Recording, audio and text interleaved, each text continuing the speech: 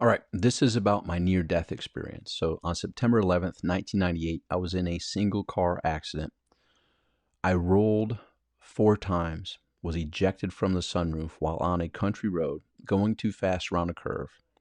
So the car went outside the white line, caught some gravel, slid sideways, caught some traction, shot across into a field, hit this embankment, and rolled 4 times, ejected from the sunroof. So I'm laying in this field and wondering what the heck is going on. My mind was playing tricks on me because I had severe head trauma. And if you read of fatalities, a lot of people die from severe head trauma. So I'm laying in the field. I tried to stand up. I fell back down, in and out of consciousness. Fortunately, somehow miraculously, was not cut, was not, you know, missing any limbs. Like I was pretty much no bruises or anything, just laying there. And then um, due to it being in the field, it was about 10 p.m. at night. In this country, it was in Geneva, New York. And on this field, there was a house at the edge of the field. And the story goes because my stepbrother ended up working in the fire department with one of the first responders who heard this from the person in the house. They were in bed. The husband got up, looked out the window, and looking into the field, didn't see any lights because in the roll of the vehicle 4 times, the battery fell out. So there were no lights. And he went back to bed. And then, about an hour later, he said something happened. Like, I got to call 911. So they called 911. By the time they got there, it was not good. They ordered the helicopter to come lift me to the airport. But prior to that, my experience was this, my near death experience. So I'm laying in the field and I'm like, they'll be here soon. And the soon just seemed to go on forever. So long story short, in and out of consciousness. Next thing you know, I see someone lying in the field and I'm about 10, 20 feet in the air. And I see someone and it's confusing to me. I'm like, well, who's this? What's going on? And then I focus in and realize it's me lying in the field. And at that moment, when I realized it was me, I was pulled up and I'm now standing in this all white light experience. And standing there, I'm confused. And my life literally flashed in front of my eyes. And I saw my sisters and my family crying at my funeral. And that was very painful to see that. And when that happened, it just felt like incomplete. I felt like, man, this is a waste to have to leave now. Something or someone came up and put their arm around me, and instantly the confusion went away. Any fear went away. I just knew everything was perfect.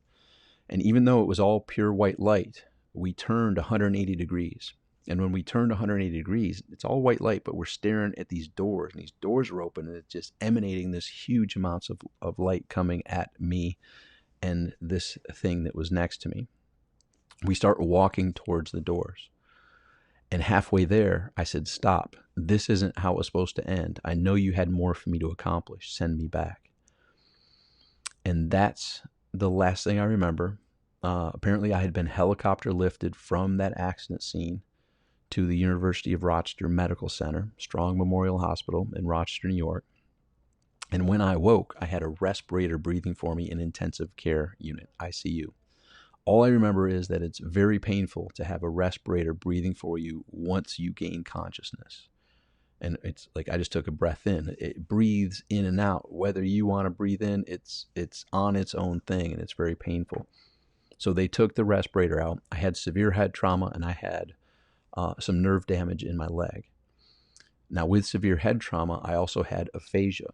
And what aphasia is I would think something, and when I tried to speak that, it would come out just random words. And I've actually chatted with some nurses that work in intensive care, and they were interested in hearing how this works because they could recognize the frustration of people that they're dealing with. So I knew when I said it, that wasn't what I was trying to say. And I would try it again, and more random words would come out.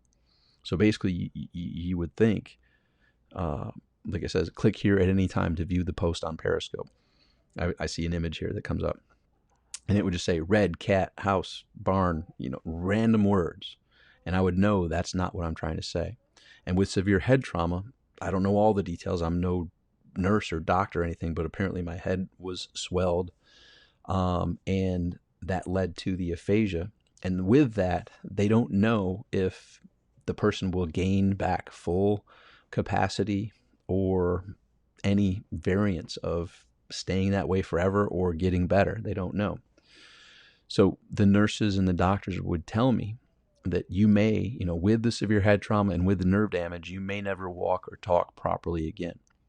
And they weren't saying that negatively. They weren't saying that, to keep me down. That was just the reality is when you have severe head trauma and you have nerve damage, sometimes it comes back, sometimes it doesn't. But when I heard that, I would just shake my head no. Not for 1 second did I believe that I wouldn't be talking and I wouldn't be walking. And so as soon as I could walk with a walker, I signed a whole stack of papers for early release, because I didn't want to be in that environment where they kept telling me I may never walk or talk again, because I didn't believe it, and I felt that if I did believe it, I may never walk or talk again properly. So I signed the early release papers, left the hospital, and I had what's called drop foot. So my leg would drag. You ever seen someone walking and that leg drags behind? I had that for a couple years after the accident. And then finally, I'd be talking to my leg and patting it and said, look, I apologize for putting you through what I put you through, but you're still there. So do whatever you got to do so that I don't have this leg dragging anymore, because I'm tired of telling the same story. And after a couple years, with focusing on it and with, thinking and turning the foot in, I now walk. My sister's a physical therapist, so she can tell my right leg, it does have a little bit of it kicks out a little bit, but if you're not a physical therapist, you would never know. So my mind, some would say that it's not fully there. You get what I'm saying? But my mind came back. I'm able to speak. I will say this: when I'm very, very tired, sometimes it's hard to connect the words of what I'm thinking to what's being said. So I have to make sure I get proper sleep. If I go sleep deprivation, my mind gets a little bit loopy in that regards. But for all purposes, after that crash and after the few months to a year or so afterwards, I can walk and talk and went back to normal life. I did go and speak for people that had severe head trauma damage, and it was a reminder to me of how fortunate I am and I was, because there were people that were normal prior to a crash, and then afterwards they're in a wheelchair. Afterwards they have to wear the helmet, and afterwards they're unable to speak, they're unable to move. So I recognize that it was an absolute blessing to get back to somewhat normal. And when I spoke with them, I didn't want to give them a false sense of hope, but I did want to let them know that with determination and with thinking of overcoming these things and taking the proper steps through rehabilitation, etc., that they may improve their ability to move certain body parts. They may improve their ability to speak and communicate, but to not give up, right? To keep pressing on and know that, for me, my story and my experience was unique, but my hope for them was to not give up and not think that they could never walk or talk again properly, but follow the process, believe that with time, effort, energy, they could get back to a more normal life and existence. So anyhow, just wanted to share that because I've told it several times in live presentations and whatnot, but I heard some people that still hadn't heard my near-death experience. Now, I wish that I was able to flip a switch on everybody to help them feel what I feel after a near-death experience without having to go through the near-death experience. And that is, this is my second chance.